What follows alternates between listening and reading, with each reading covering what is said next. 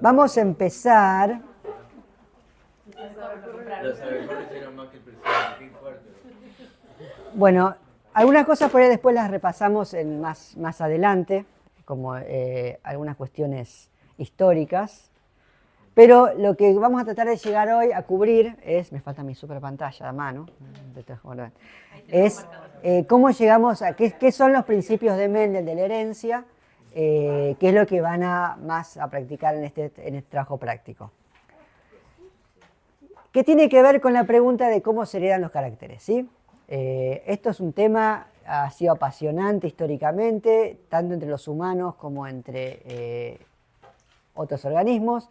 Se observa que es muy común que la progenie se parezca a sus progenitores. Y de hecho, cuando eso no sucede, surgen preguntas. Es cierto que de esta especie de constante atención por si la progenie se parece como corresponde a sus progenitores o no, los progenitores siempre van a estar muy preocupados por eso. A veces también se descubre que los rasgos se saltean generaciones, entonces que los hijos se parecen más a sus abuelos que a sus padres, o a sus tíos, a otros parientes. Que los hijos no son todos iguales, pese a que los padres siempre son los mismos. ¿Cuándo son los mismos? Si no, bueno, es más fácil la explicación. Y que cada tanto aparecen rasgos nuevos en la familia, que a veces se pueden adjudicar a cuestiones no declaradas o a veces se pueden adjudicar a cambios más fundamentales. Esto es cierto tanto en humanos como en plantas y animales domésticos. En el caso de organismos no humanos, además, esto tiene cierta aplicación porque permite predecir qué rasgos van a tener la progenie de cierto conjunto de progenitores. Y también lleva a la observación de que miembros de la misma familia, dependiendo de dónde y cómo se crían, pueden tener rasgos distintos. Hay muchas ideas que vamos a ver más adelante, estas las voy a pasar, son muy entretenidas, pero las vamos a hablar más adelante, sobre cómo se pensaba acerca de la herencia en la época de los griegos y cómo se pensaba después en el Renacimiento. Pero lo cierto es que alrededor del siglo XVIII lo que predominaba era la idea de la herencia mezcladora, que es esto de que había cierta idea de que un padre y una madre, los progenitores, combinaban ciertos componentes que salían de sí mismos y que eso tenía algún tipo de material que generaba al nuevo individuo y que hay una mezcla de compuestos. Y por lo tanto la progenie era una especie de promedio de los rasgos de sus respectivos padres. Y si bien esta idea era como un poquito insostenible a lo largo del tiempo, ¿por qué? Porque este tipo de herencia, ustedes piensen, no sé si ustedes, esto les puede haber pasado, o con témperas de colores, o acrílicos, o similares, o les puede haber pasado si eran de jugar con plastilina cuando chicos, y tenían al principio un montón de plastilinas de un montón de colores distintos, que después se iban mezclando y en algún momento terminaban con un gran bodoque de color uniforme. ¿Sí? Esto mismo es lo que uno esperaría que suceda a lo largo de las generaciones bajo este tipo de modelo de herencia. ¿Por qué? Porque, bueno, si tenemos una fusión, una mezcla de rasgos que ya quedan mezclados, después los nietos van a también combinar esos rasgos y eventualmente toda la población, que tiene una cantidad limitada de alternativas, termina fusionada en una única combinación y a partir de ahí ya no hay diversidad y no hay mezclas posibles. Entonces, eso quiere decir que a la larga todos tenemos que ser iguales, ¿sí? Mismo color de pelo, mismos ojos, misma altura, mismos rasgos faciales, cosa que sabemos que no pasa. Sin embargo, esta idea mezcladora medio que funcionaba así a corto plazo para las 2 o 3 generaciones, ¿no? Entonces como que era lo que mejor funcionaba en el momento y la mejor explicación que había. Y fue en ese contexto que apareció este personaje, que fue un monje, Johann Mendel, que nació en el seno de una familia campesina austríaca. Mendel era un hijo, no era el hijo mayor de la familia. En ese momento no había mucha alternativas para los hijos de una familia campesina, si o trabajabas la tierra, como tus padres, o si ya lo del trabajo físico no se te daba muy bien, pero se te daba un poco más la cabeza, capaz que te mandaban tu única alternativa, como no había universidad pública y gratuita, lo que hacían era te mandaban a los monasterios, porque los monasterios, además de asegurarte un poco que ibas a tener para comer y beber, salvo las épocas de ayuno y demás, también te aseguraban un acceso a la educación. Por lo cual, pronto ingresó a un monasterio en Brunn, en Austria. A partir de su formación inicial en el monasterio, pudo ir a la Universidad de Viena por 2 años. En esos 2 años estudió física matemática. Él tenía un gran interés en aplicar estas ciencias exactas y naturales a la comprensión de la naturaleza, pero no le fue muy bien. Reprobó todos sus exámenes, no pudo acceder al título de docente que quería conseguir, no pudo acceder al título universitario que necesitaba porque no aprobó las materias y por lo tanto se volvió a su monasterio y ahí se quedó el resto de su vida. Eventualmente ascendió hasta volverse a dirigir al monasterio como abad y ahí murió. Triste historia. Acá hay una foto de Mendel y sus amigos y familia. ¿Cuál sería? ¿Cuál sería Mendel? Izquierda abajo, sentado, ¿no? Tiene cara de Mendel ese, ¿no? Bueno, ese no es. Ese no es. Bueno, vamos a volver a Mendel y después volvemos a esta foto a ver si la encuentran.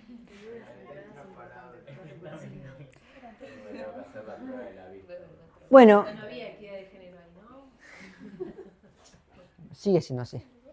Sí, sigue siendo. Bueno, Mendel en ese tiempo, sin embargo, demostró que sí había aprendido cosas, por más que no había aprobado los exámenes, porque de hecho lo que Mendel hizo fue aprovechar que tenía un montón de tiempo en el monasterio. Él era le gustaba mucho, y eso lo trajo a su familia original, le gustaba mucho el cultivo de la tierra, la jardinería, los huertos, y entonces había desarrollado mucho ojo para todo lo que era plantas de huerta. Y en base a eso, observaciones, y que ya había adquirido una formación matemática y de física y a esto de las ciencias naturales, tenía un marco que iba más allá de una cuestión cualitativa de observaciones y que le permitía ponerlo todo en un marco más cuantitativo. Y fue en eso que, dado toda esa formación previa, Mendel sabía algunas cosas asociadas al tema de la herencia. Una cosa que sabía, que se venía de su formación agrícola, es que los agricultores habían identificado lo que llamaban líneas puras. Es decir, eran líneas, stocks de semillas o stocks de animales, cuyos individuos eran todos muy parecidos. Y que los hijos de esos individuos, su progenie, también era muy parecido a sus padres. Entonces, como que eran líneas que, mientras se mantuviesen cruzando entre ellas, teniendo progenie entre individuos de esa misma línea, los rasgos eran todos muy parecidos y predecibles. También sabía que si tomaba progenitores de distintas líneas puras, lo que obtenía era una progenie híbrida que combinaba rasgos de cada una de las líneas parentales. Y que en esa progenie la mayoría de los rasgos que se observaban eran como un intermedio de lo que se observaban con las líneas puras, pero que algunos rasgos en particular no cumplían con eso, no eran un promedio, sino que o eran de una línea o de la otra línea, o sea, se parecían al papá o a la mamá, no una combinación de los dos. Y otra cosa que había observado y que se sabía es que cuando los híbridos se cruzaban entre sí, su descendencia era mucho más variable que esa primera generación de híbridos. O sea, que había una segunda generación de híbridos donde empezaba a aparecer un montón de variabilidad. Es decir, la primera generación era una mezcla de lo que se veía en las líneas parentales, pero una mezcla bastante homogénea. Eran bastante parecidos entre sí y bastante predecibles. Pero los hijos de esos hijos, es decir, los nietos de las líneas puras, mostraban mucha mayor variabilidad. Y eso ya no era fácil de explicar con este modelo de herencia por mezcla de cosas. Había algo que no cerraba. Y entonces, a partir de esos conocimientos básicos, Mendel empezó a indagar un poquito más. Y ahí, una de las cosas destacables es la elección de en dónde decidió estudiarlo, ¿no? Y esto es lo que hablamos un poco cuando hablamos también de Drosófila, la otra clase, la importancia de elegir un buen modelo de estudio en biología para contestar preguntas específicas. Mendel eligió como modelo, como principal modelo, no fue lo único que estudió, pero si hablan de Mendel, lo que van a escuchar a continuación es hablar de las arvejas de Mendel. Las arvejas de Mendel, Pisum sativum, es una planta muy común que tienen ciertas características particulares. Piensen en Drosófila y fíjense los paralelos. Es fácil de cultivar. Tiene muchas variedades que están disponibles como líneas puras.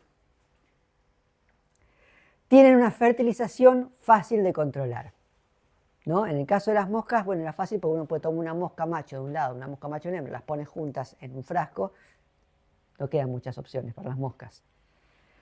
En el caso de las plantas, bueno, acá las plantas son un poco más complicadas porque las plantas tienen, por un lado, gametas masculinas, que están derivadas a partir del polen, gametas femeninas, que están en el centro de las flores, y bueno, y ahí empieza el problema porque hay plantas que tienen flores que son masculinas y femeninas, es decir, que tienen las gametas masculinas en la misma estructura que las gametas femeninas, hay plantas que los tienen por separado, hay plantas que los tienen juntos, pero tienen estrategia para que el polen propio no caiga en tu propio gameta femenina, entonces no se autofecundan. Y el problema muchas veces es que, bueno, el polen va y viene. Por ejemplo, lo llevan las abejitas, los abejorros y otros bichos varios, o el viento, y eso hace un poco difícil decir, bueno, el famoso, este es hijo del viento, pasa mucho en las plantas. Y andar mirando a ver qué hicieron los abejorros con tus plantas para saber esta planta, quién puso el grano de polen, es más o menos complicado. Pero en el caso de las arvejas lo que tienen es una flor particular donde las anteras están encerradas en una estructura que las separa del carpelo, que es donde están las gametas femeninas, y entonces en un estadio temprano del desarrollo de la flor uno puede abrir la flor y cortar esas anteras antes de que se desarrolle, entonces se asegura que el polen de esa antera nunca toca el óvulo femenino. Y a su vez uno puede tomar anteras de otra flor y llevarlas y manualmente fertilizar en los óvulos femeninos en otra flor. Entonces uno puede controlar quién es papá de quién, que es muy importante para hacer este tipo de experimentos, se imaginarán. Bien, uno lo que hace es, le recorta una flor las anteras, listo, y después con un pincelito saca de otra flor el polen y lo lleva a la antera y fertiliza a mano. Otra cosa que tienen es que hay varias variedades de estas líneas puras disponibles que tienen rasgos muy particulares y que son discretos. Es decir, que son o una cosa o la otra, sin cosas intermedias. Y esto es muy práctico para el tipo de experimentos que quería mirar Mendel. Entre esos hay 7 rasgos de las flores. Por ejemplo, había variedades que tenían flores blancas, otras que tenían flores violetas. La semilla, la arveja, algunas arvejas eran verdes y otras eran amarillas.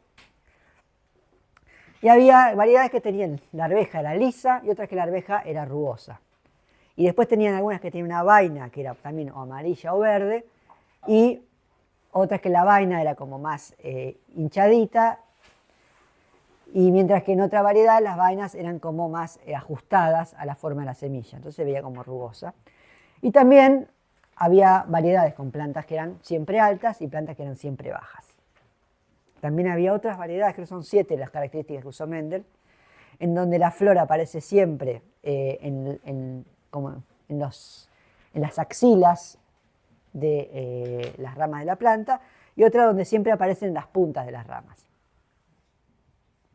Entonces, esto lo que generaba era como rasgos que eran o una cosa o la otra. O A o B. O esto o lo otro, sin puntos intermedios. Entonces era muy fácil agarrar una planta y decir, bueno, esta es tal y esta es cual. Mendel lo que hizo entonces es, dijo, bueno, a partir de esto, dijo, vamos a hacer una serie de experimentos. ¿Qué pasa si yo tomo individuos de líneas puras, que van a tener una cosa o la otra para cada uno de estos rasgos, y la cruzo con otra línea pura? Entonces, los padres, para escribirnos siempre padres o la planta que fue la madre de, se denominan la generación parental, ¿no? Y generalmente se usa la letra P.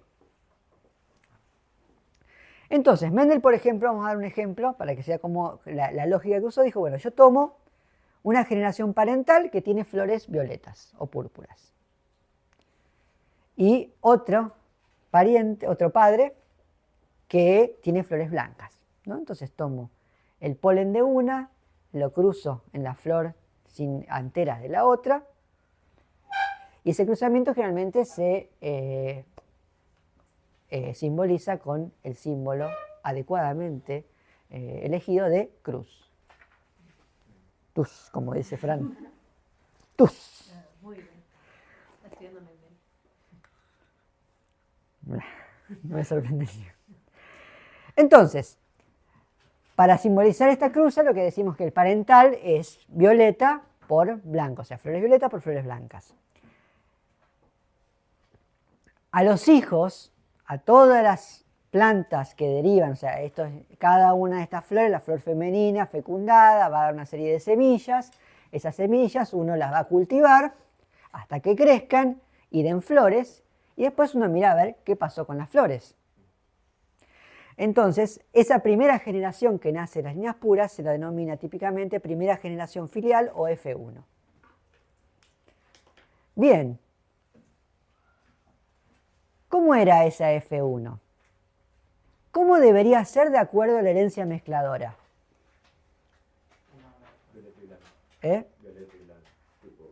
Con un violeta más clarito, ¿no? Las flores, tengo una flor, tengo un balde de pintura violeta, un balde de pintura blanco, los mezclo, me da un color así como lila, ¿no? Una flor lila, así.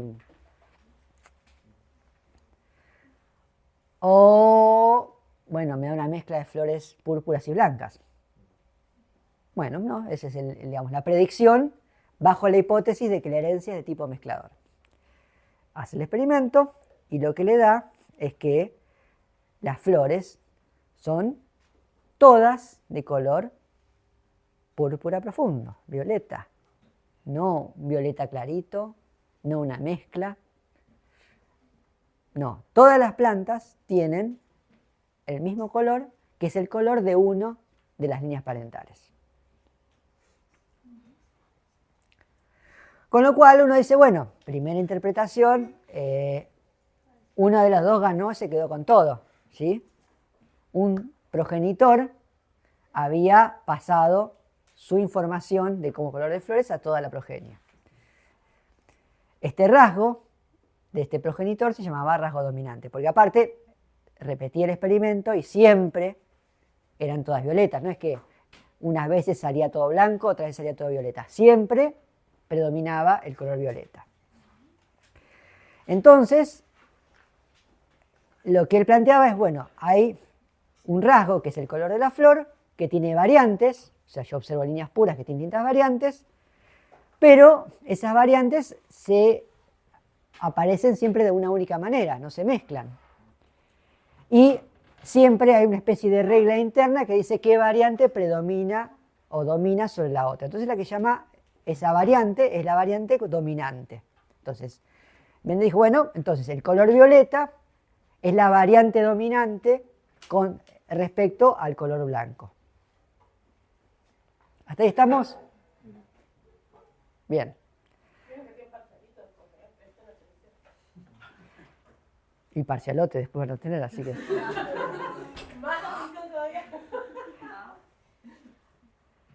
Bueno, bien, entonces, ¿qué pasa ahora si cruzamos plantas de esta progenie? ¿No? De la F1, ahora cruzamos plantas de esta misma generación. Bueno, van a tomamos de vuelta polen, lo pinzamos el pincelito en las flores sin anteras, pim pam pum.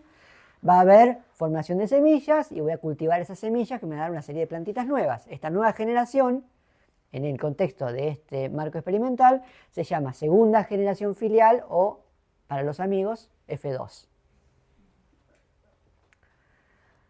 ¿Qué pasa en el F2? Hay más variabilidad. ¿Hay más variabilidad o no? ¿Sí o no? ¿Por qué? Bien, ¿quién dice que sí? ¿Quién dice que no? A ver, alguien dijo que sí.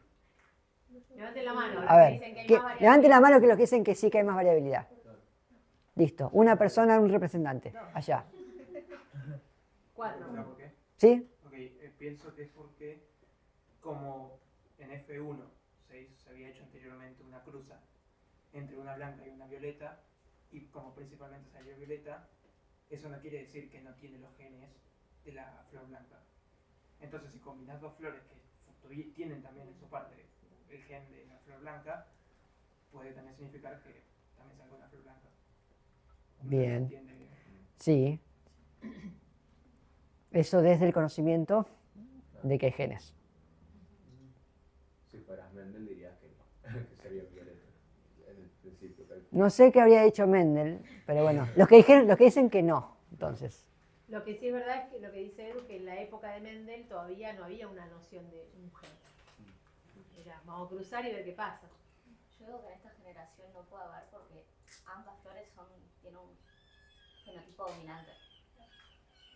No tiene sentido que, o sea, sí, está el gen presente, claro. Vos decís que está todo lo mismo, entonces claro, Sí. no va a cambiar nada, nada cambia. En el caso de que tal vez, por ejemplo, en la F1 se combinara con una blanca, ahí tal vez podríamos ver alguna variabilidad. Bien. En este caso, ambos se presentan como dominantes. Excelente.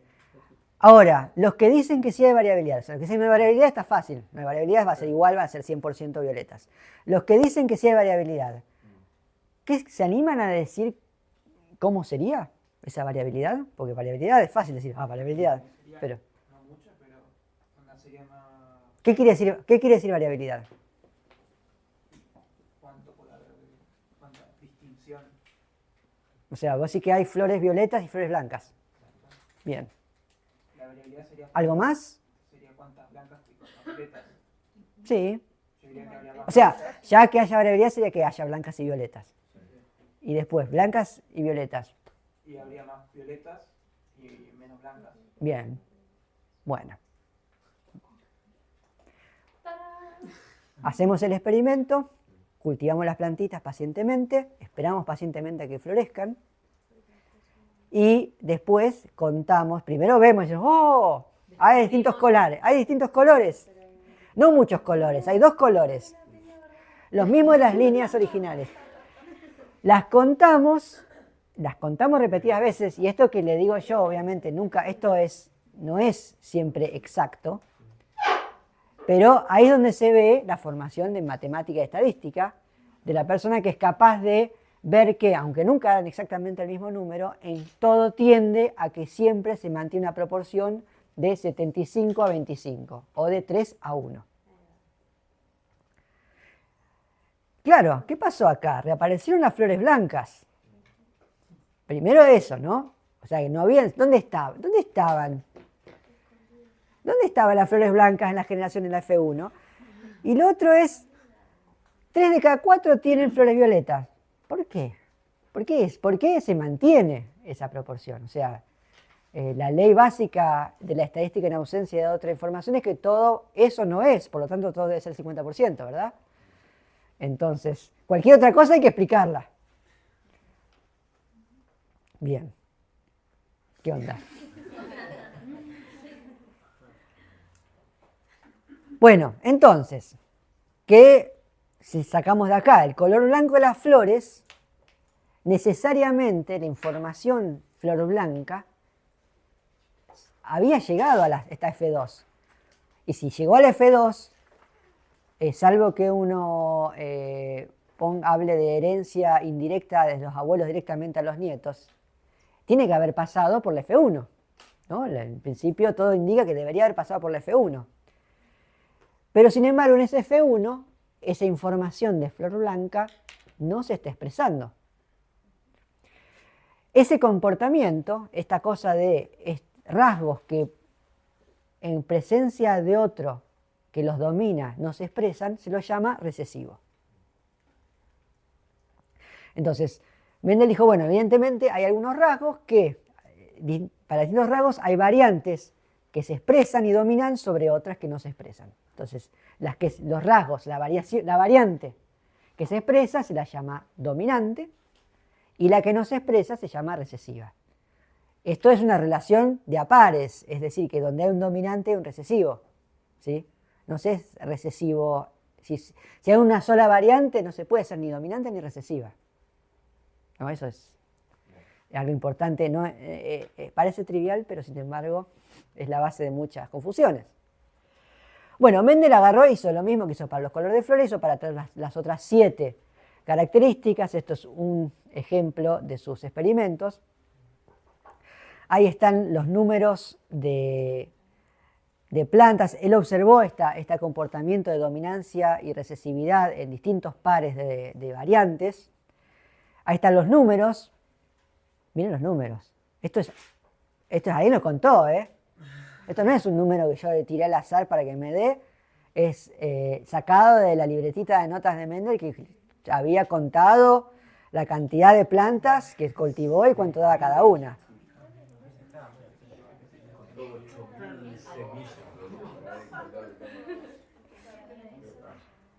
Bien.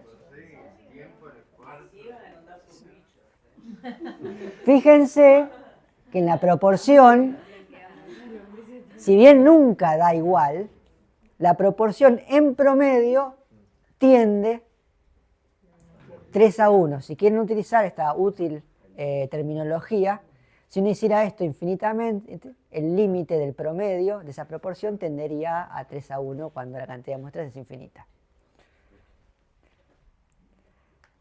Bien, a partir de esto Mendel elaboró un principio de herencia, ¿no? En ese momento estaba muy en auge en las ciencias naturales esta búsqueda de leyes universales, estaba Newton a pleno con su ley de la gravedad, estaban los físicos a pleno con un montón de otras leyes y todo el mundo buscaba explicar la naturaleza con leyes y principios, y Mendel dijo, bueno, yo también.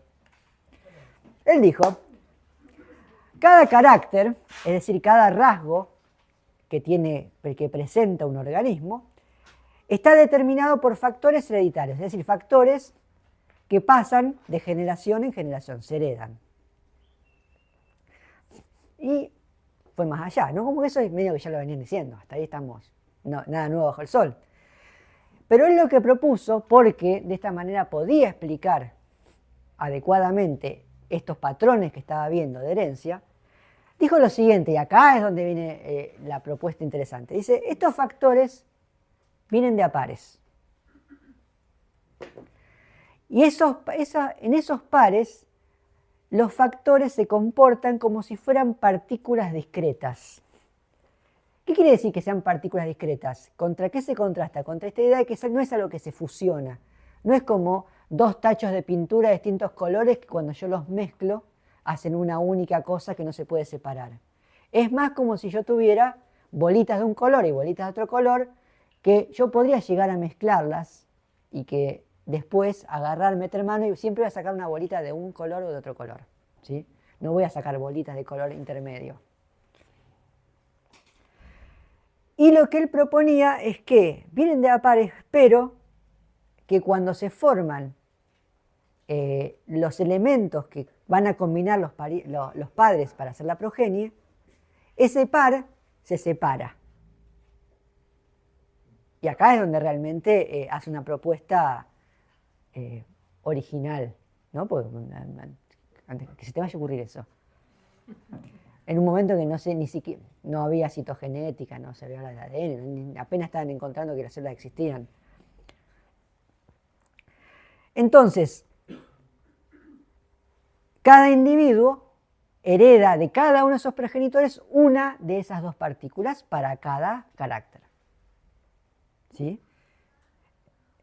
Y por lo tanto, dependiendo de cuántas variantes hay disponibles y qué es lo que tenía cada padre y qué es lo que le tocó, un individuo puede haber recibido de cada padre la misma variante, es decir, yo puedo haber recibido la misma bolita púrpura de los dos padres,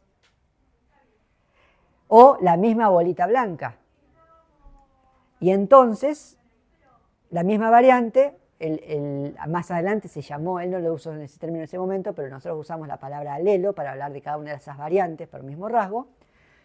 Entonces, cuando el individuo recibió para ese rasgo dos variantes iguales, dos bolitas del mismo color, se lo llama homocigota. El cigota viene por el mismo lado que el cigoto que vimos en desarrollo, y homo es que es igual, homogéneo, todo lo mismo. Si tuvieran dos variantes distintas, me falta Marion, que siempre le gusta inventar palabras, pero alguien que la supla, ¿cómo se llamaría? Heterocigota. Muy bien. Entonces, su primer principio lo que proponía era que él decía, bueno, lo que uno ve, lo que uno puede observar, lo que uno puede medir en el organismo, es un rasgo morfológico que lo llamó fenotipo, o se denomina el fenotipo. Y ese fenotipo resulta de la interpretación de esa información genética heredada, que es básicamente, bueno, a ver qué partículas tengo. ¿Sí? Entonces, el fenotipo va a ser qué color de flor tiene. Y la información va a estar dada por qué partícula recibí de cada padre y cómo es la combinación. Esa información de base se llama el genotipo. Es el tipo, la información que tengo para generar ese fenotipo. Entonces, si yo tengo un individuo que es homocigota, es decir, que tiene ambas variantes son iguales, lo que va a suceder es que el fenotipo va a resultar de lo que sea que está codificando esa variante. ¿Sí? O sea, si yo heredé la bolita que dice flor púrpura de un lado y del otro, es trivial, va a ser una flor púrpura. Si yo heredé las bolitas de flor blanca de cada lado, voy a hacer una flor blanca. La pregunta es qué pasa con los heterocigotas. El heterocigota heredó una bolita de flor blanca y una florita de flor púrpura. Entonces, ¿cómo va a ser el fenotipo? El que sea dominante. Entonces, en heterocigotas el fenotipo va a depender de qué variante alélica es dominante y cuál es recesiva. ¿Y cómo se puede identificar? Haciendo el experimento de Mendel. Cruzás dos líneas distintas. Sí, sí, pero no hay una manera de identificarlo previamente a eso, saber cuál va a ser tu gen recesivo y cuál va a ser tu gen dominante. No. Tenés que esperar a ver. No, y menos en el contexto de la época de Mendel. Ahora les podemos hacer un poquito una traducción al lenguaje moderno, pero es importante, uno de los motivos por los cuales se sigue enseñando la genética del estilo mendeliano, no es solo para que uno aprenda cómo es la genética y cómo funciona la herencia, sino además porque aprender esta manera de pensar que cuando yo no tengo información de base, o tengo una información muy limitada, o en realidad tengo la información que tengo ahora, pero no tengo alguien del futuro que me dice que en realidad ahora que ya lo sabemos es mucho más fácil, es obvio, porque cuando no lo sabías no era tan obvio. Entonces es importante entender cómo es esta manera de pensar que te permite avanzar a partir de saber algo limitado, a aprender algo nuevo. Como vamos a hacer una serie de ejercicios para practicar esto, hay también una serie de reglamentos, digamos, de definiciones básicas que nos permite un poco abreviar esta información. Entonces, cuando nosotros vamos a ejemplificar o tratar esos ejercicios con este tipo de información y de elementos, muchas veces se estila escribir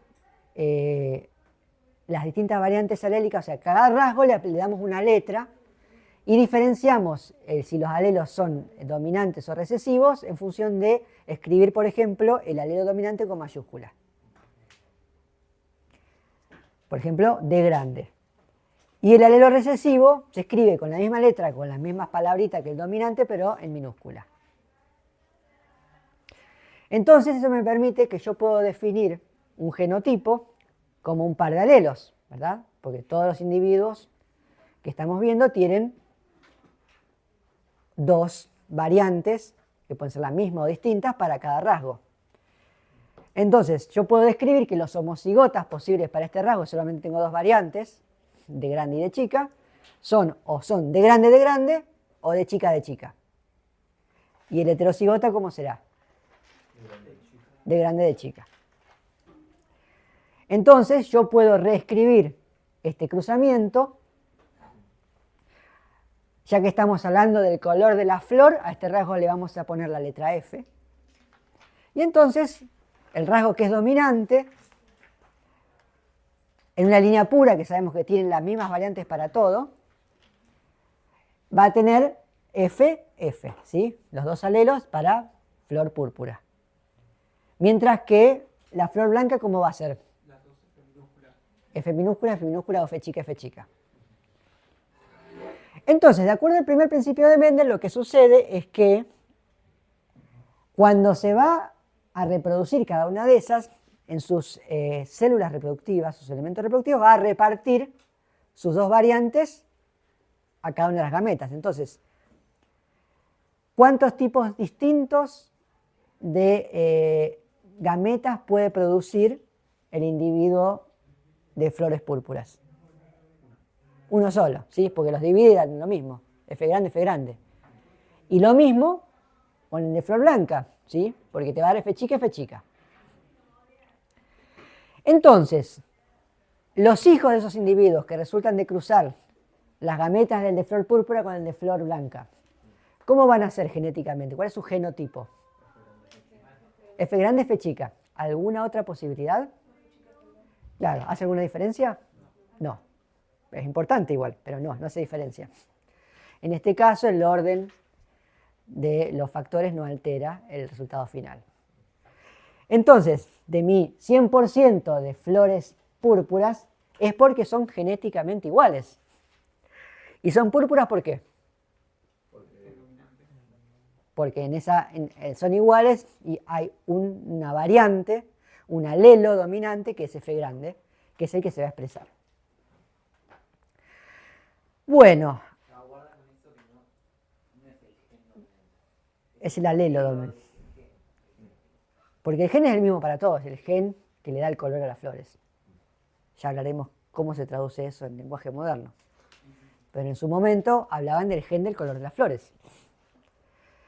Ahora bien, ahora que vamos a hacer una segunda cruza para un F2, los progenitores de esa F1, ¿cómo van a segregar esas variantes? F grande o F chica, ¿sí? O sea que cada uno de esos puede tener en sus gametas una F grande o una F chica. ¿Puedo hacer un paréntesis? Sí. Me imagino que en sus cabezas están trayendo el último práctico, el último tema de que pasamos por una meiosis, ¿no? Entonces pasamos de una... Llegaremos a eso. Bien, perfecto. Perdón. Solo para que recuperen un poco el... Entonces todos van a dar estas dos combinaciones. Y ahora el tema es que lo van a poner tanto en un grano de polen, en realidad en la gameta que está en el grano de polen, o en la gameta que está dentro del óvulo, digamos, el óvulo que está dentro de la flor, ¿sí? Cualquiera de los dos puede tener una F grande o una F chica. No hay una cuestión de que un sexo te lleva a uno y la otra a otro. Esto quiere decir que cuando yo cruzo un individuo, digamos, dos individuos de esta generación, ¿qué puede pasar? Que uno traiga una F grande, el otro traiga una F grande, tengo F grande.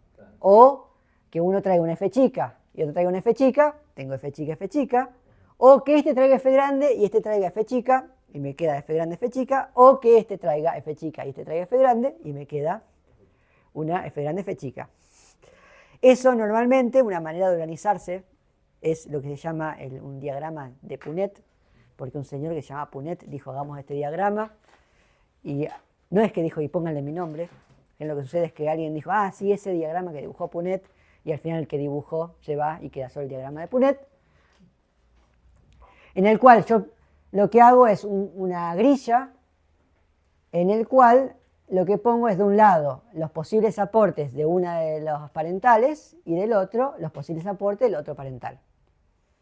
Entonces, después lo que voy a hacer es combino, ¿no? Sigo la línea y pongo uno con otro. Entonces, arriba va a ser F grande, ¿sí?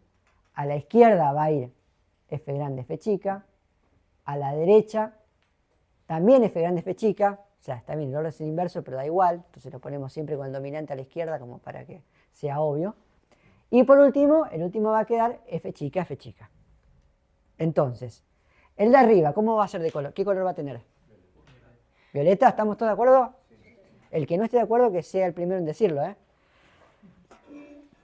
F grande, F chica, ¿qué color va a ser? En ambos casos, ¿sí? ¿Y F chica? Blanca. Muy bien. Entonces, fíjense que la proporción esperable es que asumiendo que todo se cruza al azar y que todo va con todo, por cada 3 plantas con flores violetas esperaremos que aparezca una planta con flores blancas. Fíjense además que si bien la planta de arriba y las del medio tienen el mismo color, genético tiene el mismo fenotipo, el fenotipo es color violeta, el genotipo es distinto en la de arriba que la del medio. ¿Cómo es la de arriba? Sí, ¿y cómo se llama eso? Homocigota dominante. ¿Cómo se llaman las dos del medio?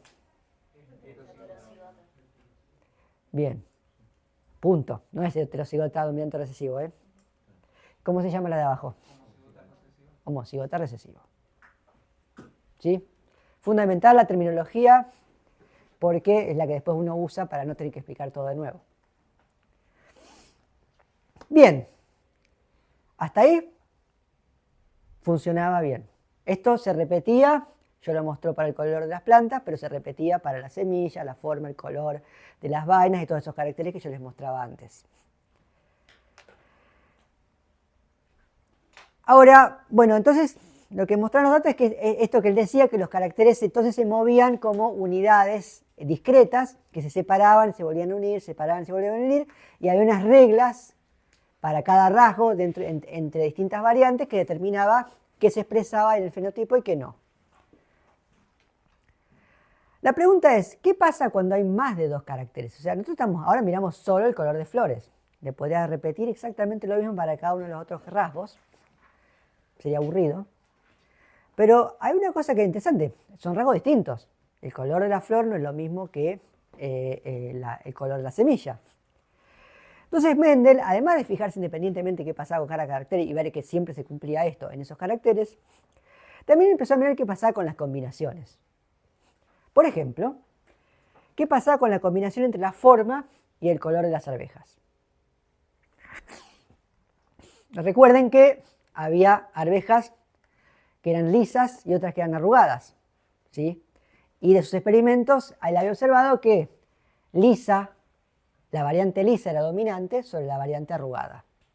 Entonces, vamos a ponerle L y L chica. Y además, que había también colores y que también variaban, de modo que había amarillos o verdes y que el amarillo era la variante dominante sobre el verde, ¿no? Y ahí están las letras que lo codifican. Entonces, ¿qué pasa cuando cruzamos una línea pura de arvejas lisas amarillas con una línea pura de arvejas verdes y rugosas? ¿Cómo va a ser la F1?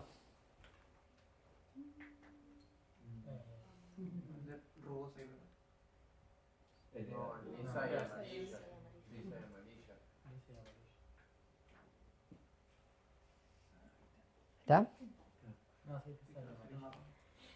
Todas lisas y amarillas. Es decir, si lo pensamos por separado el color, pasa lo mismo con las flores, si lisa es dominante, va a ser lisa, todas tienen que ser lisas. Y si pensamos en el tema de la textura, la textura van a ser todas lisas, si pensamos en el tema del color, todas amarillas. Bien. ¿Y en F2?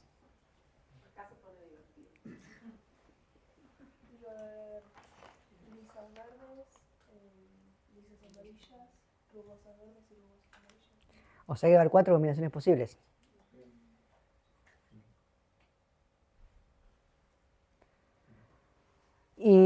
¿En qué proporción? 25 cada uno. No, las lisas amarillas tienen que estar en mayor proporción que las verdes borras y que las verdes en general. 3-1. Bien. 3-1, es 29, 65, 25.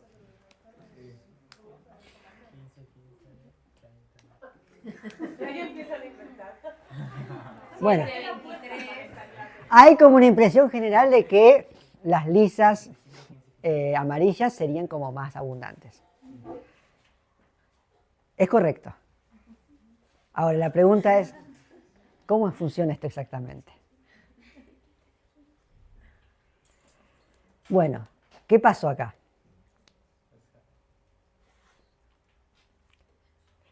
El segundo principio de Mendel dice que los factores hereditarios de cada carácter se segregan independientemente. ¿Esto por qué es? A ver. Vamos a ver.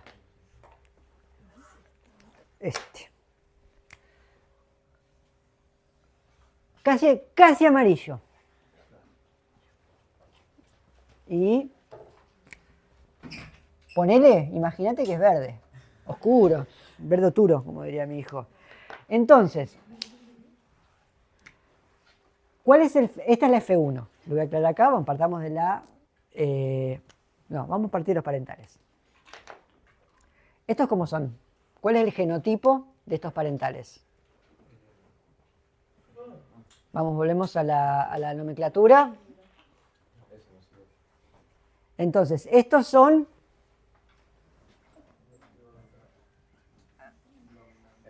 liso L grande. No, hubieras elegido otra letra.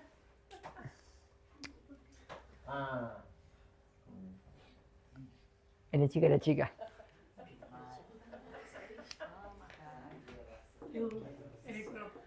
¿Eh? Sí. Me quedé pensando en lo de la letra. Ahora te vas a dar cuenta. A ver.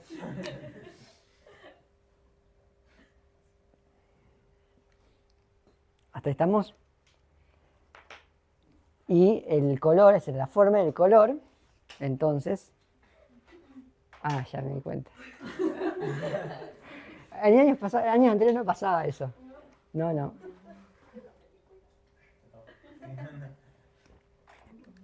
Estoy pensando en que, si conviene combinar los colores o no. Vamos a hacer con el mismo color esto. Así, taca. ¿Querés que te traiga otros colores de marcador? No, está bien, tampoco nos pongamos tan que esto es más... En realidad tendría que haberlo hecho todo con el mismo color y listo. A veces el exceso de recursos les lleva a... Aprendizaje. Solo, no porque tengan una paleta enorme de colores a disposición, tienen que usarla.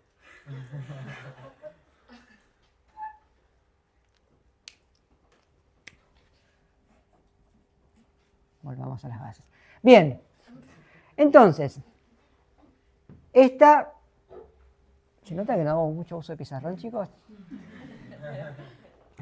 Decimos que estos se tienen que separar, ¿sí? Cada uno de estos, obviamente, tiene que separarse de modo tal que que las gametas tengan al menos un factor de cada gen o de cada rasgo, ¿sí? Entonces, no es que voy a separar o LL, otras van a ser LA, otras van a ser LAA, otras AA. Siempre tiene que heredar de acá, una de estas se va para allá, L o L, y de este otro, otras van para acá y se combinan, ¿sí? Entonces, en este caso no tengo muchas alternativas. Siempre va a ser así, y en este caso, siempre todas las gametas van a ser así. Por lo tanto, cuando yo combine estas dos, el fenotipo que voy a tener sí o sí de la F1, estos son los parentales, la F1, necesariamente el genotipo va a ser L grande, L chica, A grande, A chica. ¿Y esto? ¿Cómo se llama? Sí, es un doble heterocigota. Pues heterocigota para ambos, tengo que aclarar. Y esto me da el fenotipo que ya dijimos, me da que va a ser lisa y que va a ser amarilla. ¿Sí? Bien. Ahora, cuando esto se separa, tiene que formar gametas. Por un lado, tenemos que puede L y puede formar, el derivar una L grande o una L chica. A su vez, esta L puede combinarse, terminar en la misma gameta con una que recibió un alelo A grande o una chica. Entonces yo puedo tener L A grande, L A chica. Y a su vez cada una de estas L chicas puede aparecer con una grande o una chica, con lo cual termino con L chica A grande o L chica A chica. ¿Sí? Todos los progenitores del F1 potenciales son iguales, tienen el mismo genotipo, por lo tanto a todos les pasa lo mismo. Todos pueden formar estas 4 tipos posibles de gametas. Y cada una de esas 4 se puede juntar con cualquier 4 que venga de otro individuo. Entonces, yo cuando combine tengo todas estas combinaciones posibles. ¿Sí? Entonces, ¿en total cuántas son? En total, las combinaciones posibles. 4 por 4. La matemática, esa no la tenían que haber tenido en matemática, bueno, ya venía de antes.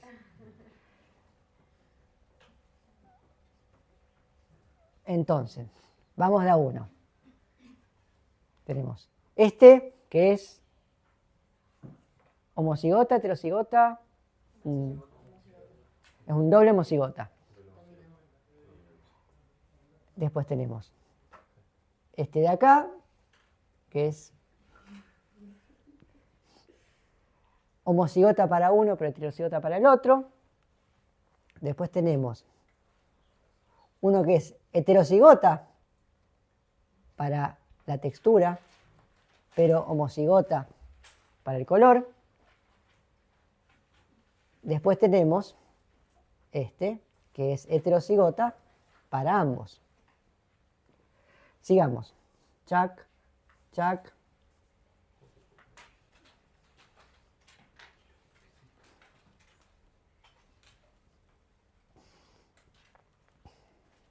Es importante cuando hagan esto, es útil, que recuerden tratar de poner siempre, si es heterocigota, el dominante a la izquierda. Ya van a ver por qué. Bien, sigamos. Entonces tenemos tiki, tiki.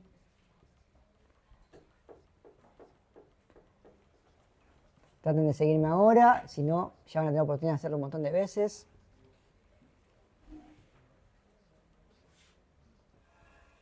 Finalmente tenemos tuk, tuk, tuk, tuk.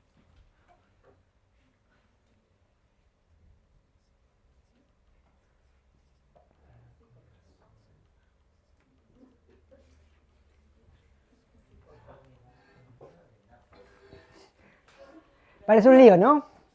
¿Sí? Bueno, vamos a ver.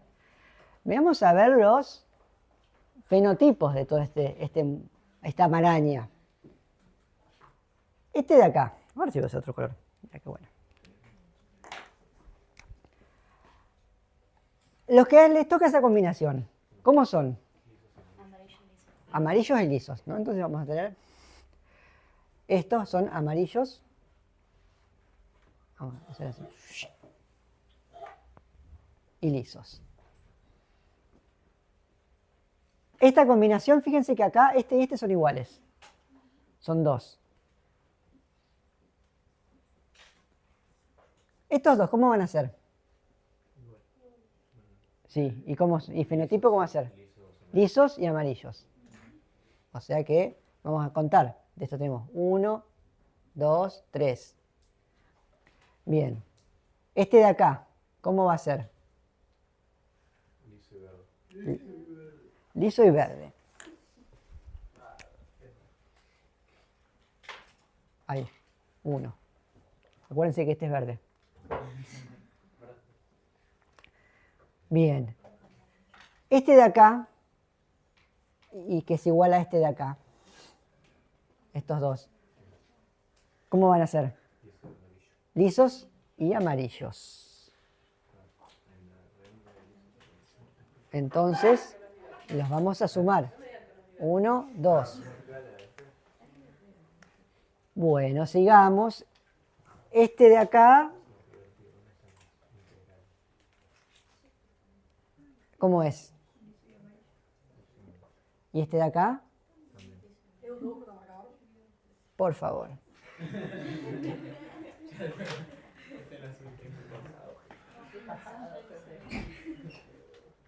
Estos dos de acá, liso y amarillo también. Vamos 9. Bien, a ver, este de acá y este de acá. Liso y verde. ¿Cuántos son ahí? 2. Nos quedan 4. Este de acá, ¿cómo va a ser? Rugoso amarillo. Vamos a tratar de usar el mismo color porque si no... Rugoso, bien rugoso. Y amarillo. Esos dos, ¿no? 3. A ver cuáles serán. Este de acá. Este y este. 1, 2, 3. Y nos queda uno. Ya terminamos. ¿Y cómo va a ser este? Rugoso verde. ¿Alguien está contando? 9, 3, 3, 1. 16. Queda así demostrado. ¿Se entiende?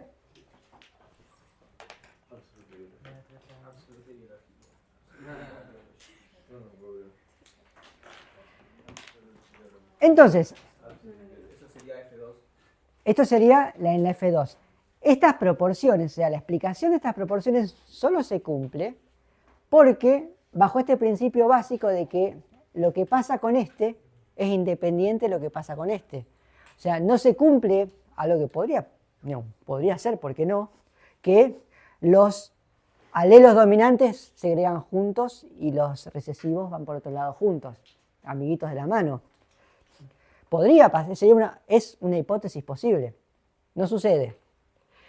Entonces lo que Mendel encontró es que los caracteres hereditarios, además de separarse como unidades discretas, para distintos rasgos se iban segregando independientemente. Y por lo tanto se podía calcular la probabilidad de obtener distintos tipos, distintas combinaciones en función de simplemente hacer esta combinatoria que hicimos acá, de la combinatoria de probabilidades.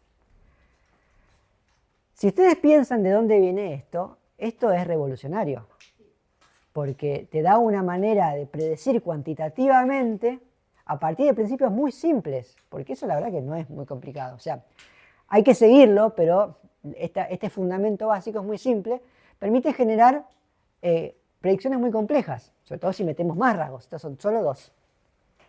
Imagínense con 3 o con 4. Esto es lo mismo que ya hicimos. El Punet típicamente se hace con una grilla, pero como me sentía tentado a usar el pizarrón, lo hicimos así. Pero esto es lo mismo. Bueno, y la pregunta es ¿por qué? ¿Por qué? Bueno, ahora sí, vamos, ya está, listo. Volvamos al siglo XXI. ¿Y qué quiere decir todo esto?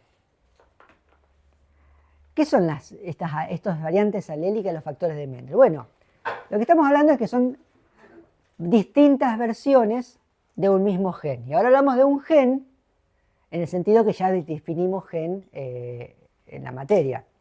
Es decir, un fragmento de ADN que de alguna manera codifica para una enzima o un otro tipo de proteína que de alguna manera determina un rasgo morfológico. Entonces, recuerden que hablamos de que los cromosomas, que tenemos más de un cromosoma que codifican para los mismos genes, ¿sí? cuando hablamos de ploidías. Bueno, entonces, si yo tengo dos cromosomas que tienen el mismo, codifican para el mismo conjunto de genes, ese par de cromosomas se llaman homólogos, entonces lo que ocurre es que yo puedo tener en cada uno de esos dos cromosomas información levemente distinta, y donde esta diferencia puede ser simplemente que hay un cambio en las bases, a ver, como en el ejemplo que vimos en el parcial y también en el recuperatorio los que lo vieron, donde el cambio de una sola base hace que el producto génico sea distinto, y eso puede resultar en que un rasgo morfológico que depende de esa proteína sea distinto de acuerdo a cuál de las dos variantes se está expresando.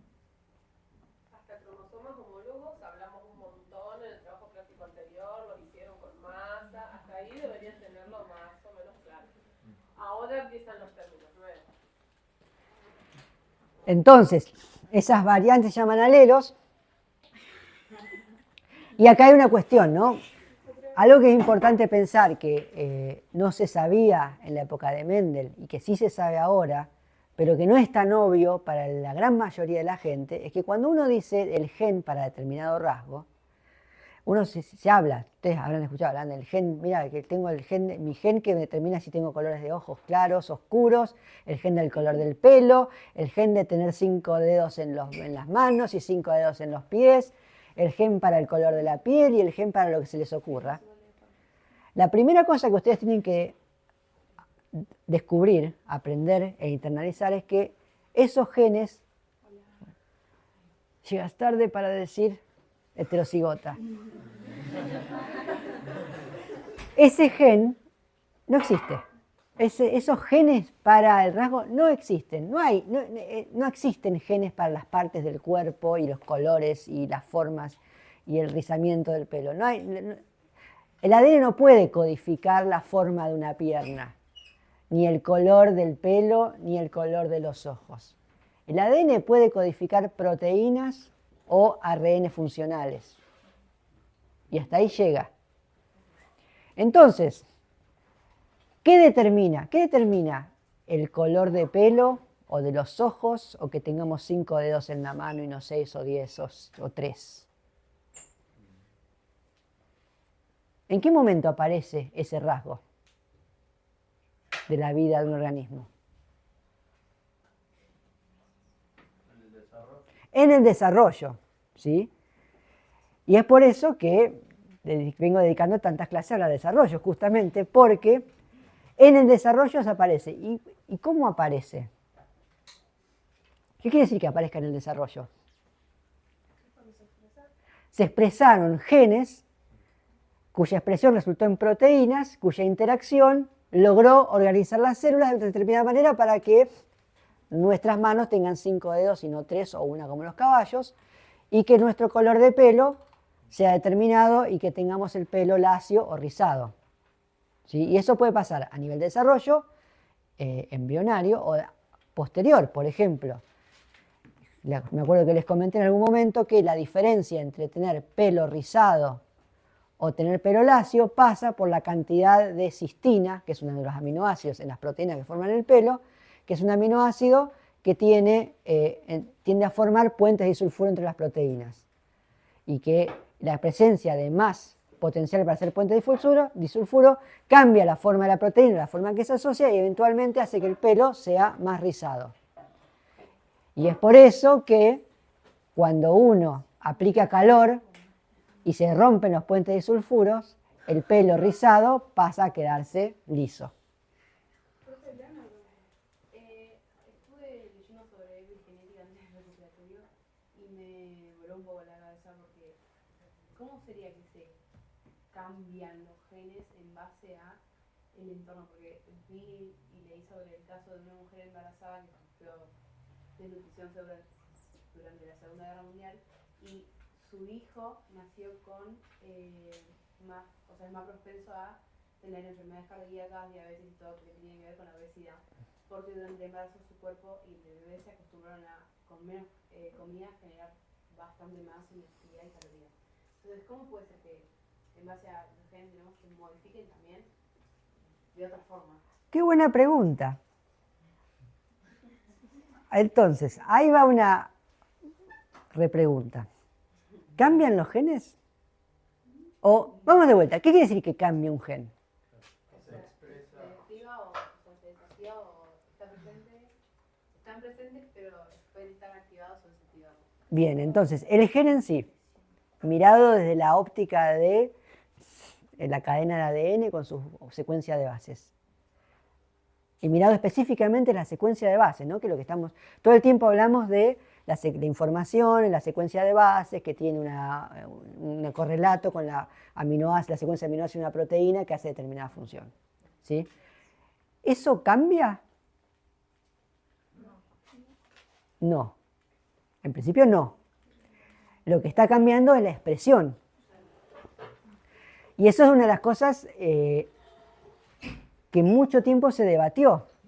En el momento en que uno dice, bueno, la información genética es la secuencia de bases y todo lo demás no importa, entonces lo heredable, si lo heredable es la secuencia de bases, tiene que ser necesariamente algo asociado a la secuencia de bases. O sea que para que haya un cambio, tiene que haber un cambio en la secuencia de bases. En ese modelo, esta idea de la epigenética, es decir, la influencia del entorno que es capaz de generar cambios heredables en un organismo y en su formación, queda como fuera. Porque salvo que sea alguna manera que el entorno tenga de cambiar la secuencia de bases en un sentido u otro, entonces no puede ser. Y eso implica un modelo en el cual la única manera de heredar información es a través de cambios en la secuencia de bases. Esa manera de pensar fue el modelo predominante por lo menos 30, 40, 50 años entre que se dilucidó la estructura del ADN en los años 60 y que llegamos hasta los últimos 10 años atrás, más o menos. ¿Qué pasa? Que también se descubrió que lo que sí puede cambiar es la expresión, eso se aceptaba. Pero lo que se descubrió es que los mecanismos, hay varios mecanismos que regulan si un gen se expresa o no, que se pueden heredar independientemente de la secuencia de bases. Y eso tiene que ver con un mecanismo que en particular se llama metilación, que es una manera en que se marcan los nucleótidos, se pueden hacer una pequeña variación en el azúcar que cambia, pone un grupo metilo donde antes no había, una cosa muy chiquita, pero que eso marca, eso inhabilita esa secuencia para ser expresada. Entonces, si eso te pasa a vos, pero eso como a los hijos le pasa sobre el ADN. Bueno, resulta que hay enzimas que son capaces de leer cómo está metilada esa metilización. Cuando uno hace síntesis de ADN, replica, esa metilación, ¿qué sucede? ¿Se hereda o no se hereda? Bueno, para que se herede, porque acuérdense que si eso ponele que está metilado en las dos cadenas, en las dos hebras de la cadena, es semiconservativa, con lo cual te queda una cadena, una de las hebras original y la otra que es nueva. La nueva obviamente no está metilada. Pero hay enzimas que recorren y dicen, si está metilada de este lado, voy a metilar del otro lado. Entonces, cuando esa cadena se divide de nuevo, las células heredan ese patrón de metilación. Y eso puede suceder internamente en la célula de un único organismo a lo largo del desarrollo, pero también puede suceder en las gametas. Y por lo tanto, ese es un mecanismo, hay un par más, pero es uno de los mecanismos mejor conocidos, que tiene un organismo de heredar información a la siguiente generación sin necesidad de cambiar las bases. Obviamente todo eso va mucho más allá en las complejidades de los modelos de genética clásica,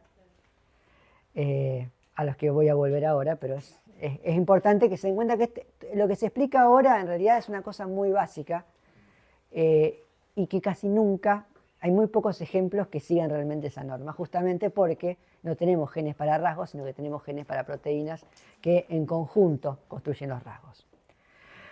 Pero bueno, volviendo a esta cuestión de que la base genética o la base cromosómica de estos principios de Mendel, acá hay una parte importante, lo que quería decir Marina antes.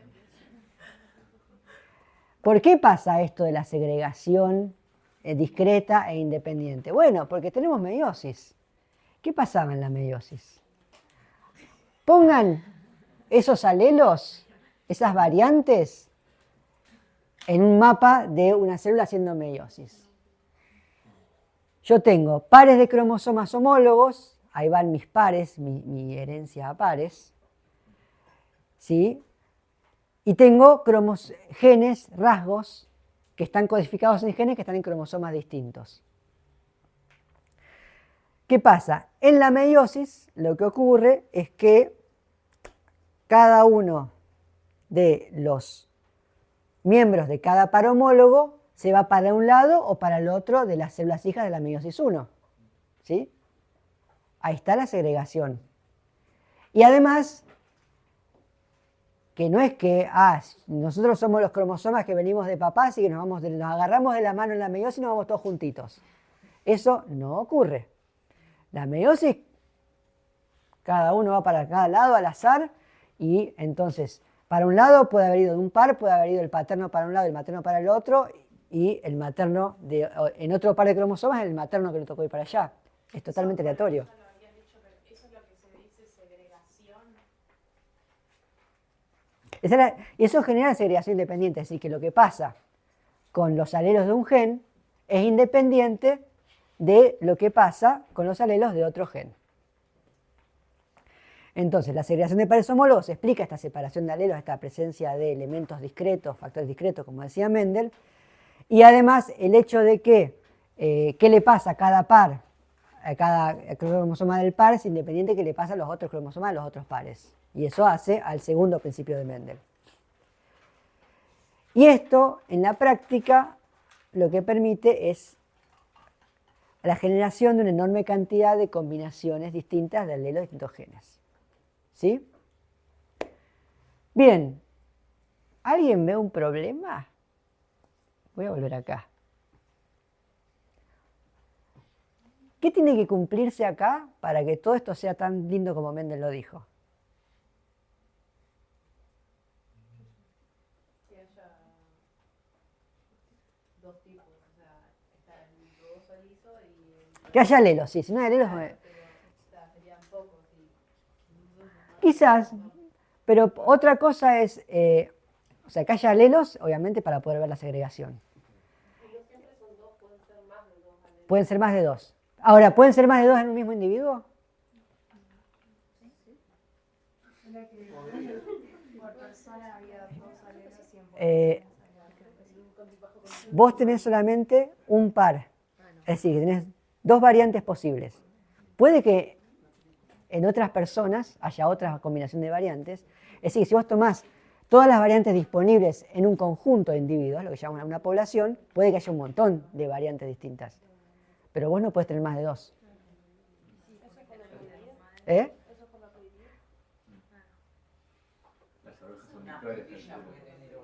Las abejas son diploides, nosotros somos diploides, y eso permitió, por suerte, las abejas eran diploides, porque si no Mendel nunca hubiese llegado a nadie y en la sala donde andaríamos.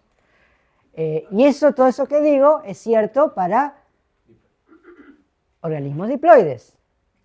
Si los organismos no son diploides, hay que revisar un poco. Igual, en general, esto siempre van, o sea, más allá de que sean diploides, siempre son dos padres. Por lo tanto, un tetraploide va a dar lugar a gametas diploides, ¿sí? Entonces, de todas maneras, yo voy a recibir un set de mi padre y un set de mi madre. Si son con una ploidía impar, están en el horno. Los organismos, especies o individuos que tienen ploidías impares, en general no pueden reproducirse sexualmente. Salvo excepciones como toda la biología, pero en general, cuando uno arriba a una ploidía impar por algún motivo, por ejemplo, la fusión de una especie diploide, puede pasar que falla la meiosis, no hay reducción y las gametas, en vez de ser haploides como deberían, son diploides. Si yo tengo una gameta así, que se combina con una gameta normal, ¿qué me queda? Un individuo de qué ploidía? Triploide. Ese individuo, cuando quiera hacer meiosis, no va a poder, porque no se puede lograr. Las excepciones son las biofitas. ¿Eh? Las biofitas son una de las grandes excepciones que tienen reproducción sexual muy funcional y son haploides. ¿Son haploides? Son haploides. Ah, bueno, pero Pero son, o sea, son haploides en mayor parte de su ciclo de vida. pero tienen una fase diploide. Reducida. Trampa, Sí. trampa. Eso no lo di. Pero lo tengo que dar de alguna manera, alguna lo tengo que echar porque ya me dijeron en botánica que si no doy eso, se van a enojar conmigo. No, es que son una excepción y es también es como una prueba que no les, en la historia evolutiva de la conquista en la Tierra no fue tan eficiente. Por eso quedó restringido a ese grupo. Y las plantas superiores o las plantas con vascularización han tenido que sumarse al modelo más de Mendel, digamos. Bueno, la otra cosa es, ¿cuántos genes hay en cada cromosoma? Uno. Gen desde la rana. Un montón, esa es la respuesta que estaba buscando. Díganlo sin miedo. Un montón puede haber. Si no tendríamos 24. Entonces, esto es muy bonito en este ejemplo donde tengo los dos genes que estoy usando, digamos, los dos genes que estoy mirando como ejemplo, están cada uno en un cromosoma distinto. Entonces, obviamente van a segregar independientemente. ¿Qué pasa si los dos genes están en el mismo cromosoma? Se las dejo picando. ¿Cuáles dos genes hay? Dos genes cualesquiera. Cualquiera, si está en el mismo cromosoma. Claro, decimos que segregan independientemente porque están en distintos cromosomas. O sea, el mismo, está al mismo lado. Y con eso me despido. Ah,